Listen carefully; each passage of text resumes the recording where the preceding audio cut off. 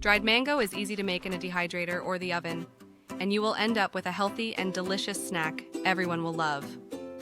Once you dry your own mango chips, you will never buy store-bought again. Choose very ripe mangoes for the best results.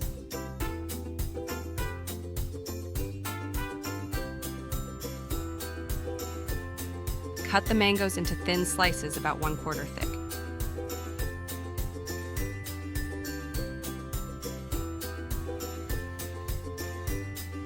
You want the slices to be as similar in size and thickness as possible so they all dry at the same rate. Place the mango pieces on the tray of a dehydrator. Leave room around each slice so that the air can circulate them.